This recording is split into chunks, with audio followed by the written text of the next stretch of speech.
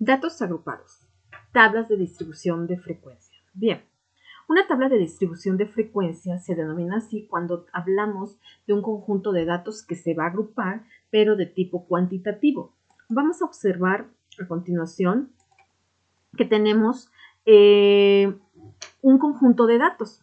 Este conjunto de datos los vamos a tener que agrupar en clases mutuamente excluyentes y en cada una de ellas vamos a poder observar las frecuencias que hay en cada una de esas clases. ¿Cuáles son los pasos para construir una tabla de distribución de frecuencias? Bien, vamos a ver. Primer punto. Lo primero que tienes que hacer es tus datos los tienes que ordenar desde el valor menor hasta el valor mayor, ¿ok? Dales un orden. Y como paso número 1 para para construir esa tabla de distribución de frecuencias, tenemos que hacer lo siguiente.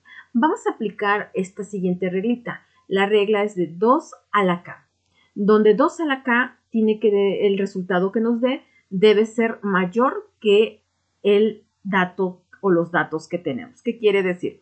N, que representa aquí cuántos datos tenemos 30 datos. Entonces, nuestra base, vamos a ir haciendo algunas pruebas. Si nosotros elevamos nuestra base, en donde k va a ser un número al cual vamos a elevar esta base 2, nosotros vamos a ir viendo que si nosotros decimos, por ejemplo, 2 a la 2, pues el resultado va a ser 4. Y si nosotros comparamos ese resultado 4 contra 30, pues no es mayor, no se cumple esta condición. Entonces seguimos buscando. Y entonces observamos que cuando nosotros elevamos nuestra base de 2 a la k, que sería si acá le asignamos un valor de 5 y decimos 2 a la 5, entonces vamos a observar que nuestro resultado nos da 32. 32 es mayor que 30, sí, se cumple la condición, entonces quiere decir que el valor de k va a ser 5. ¿Qué vamos a hacer con este valor? Bueno, con este valor lo que vamos a hacer es ahora nuestro paso 2, determinar el ancho de la clase.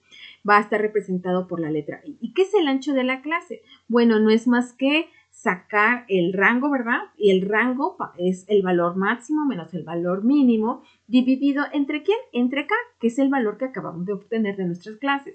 Entonces, ¿qué quiere decir? Ubico mi valor máximo, que es este, ubico mi valor mínimo, que es el inicial, y entonces al sacar la diferencia, a esto le vamos a llamar rango.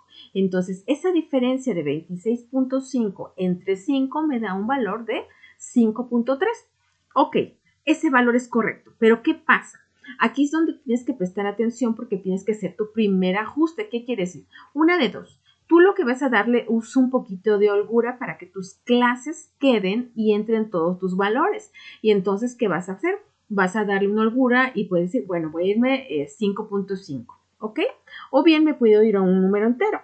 En este momento nos vamos a ir a decimales. ¿Por qué? Porque va a estar en función de tu variable. Dado que tu variable está usando decimales, entonces creo conveniente que lo voy a llevar de 5.3 a 5.5.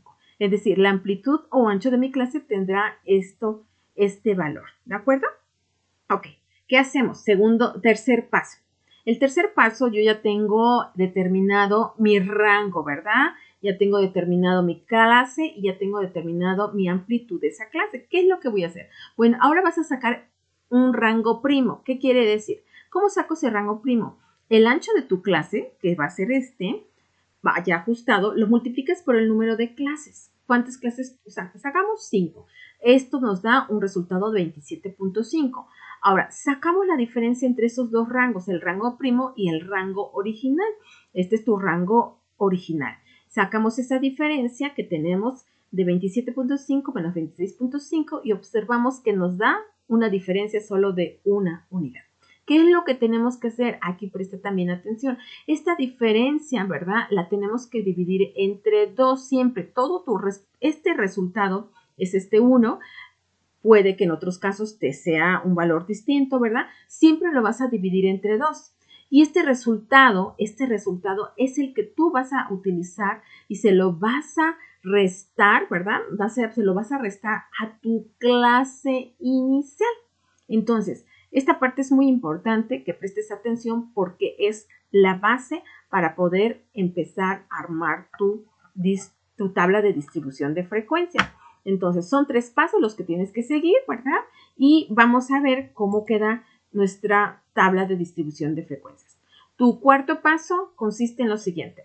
Bueno, quedamos que nuestro ancho de clase sería de 5.5, pero quedamos que esa diferencia entre los rangos, ¿verdad? Era de 1 y al dividirlo entre 2, ¿por qué? Porque estamos repartiendo al inicio y al final de nuestros valores. Entonces, ¿qué va a pasar?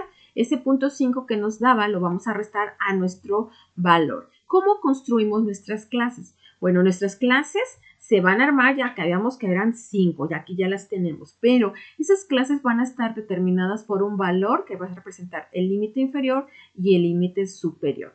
¿Qué quiere decir? Bueno, pues mi primera clase tendría que empezar con mi valor mínimo, que sería 70.5, pero como recordarás, tuvimos una diferencia y esa diferencia la vamos a distribuir y entonces lo que vas a hacer siempre es a tu valor inicial, que es el primer valor que tú tienes, tu valor mínimo, le vas a restar esa diferencia. En este caso, nuestra diferencia resultó de 0.5, entonces aquí tu primera clase va a iniciar en 70. A 70 le sumas el ancho de la clase que fue de 5.5, ahora sí, ya tienes este dato. Entonces tu valor mínimo va a quedar de 70 y tu valor máximo va a ser de 75.5. Pero como observarás, X va a representar uno de estos diferentes datos y tú tendrás que decir, bueno, ¿de qué valor de X es mayor o igual a 70, pero menor que 75.5? Entonces, como podrás observar, tu valor, ¿verdad? No tocará el 75.5, tendrá que ser menor a que sería 75.4. Entonces, en la siguiente clase tú continúas con ese valor, tu límite superior de la primera clase se convertirá en tu límite inferior de la siguiente.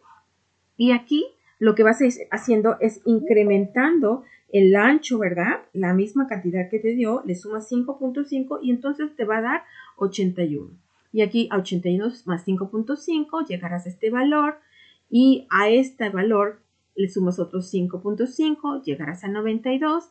A este valor le sumas otros 5.5 y así tú tendrás tus clases armadas, ¿ok? Hasta aquí, esto es lo que tú tienes que hacer para construir tus clases.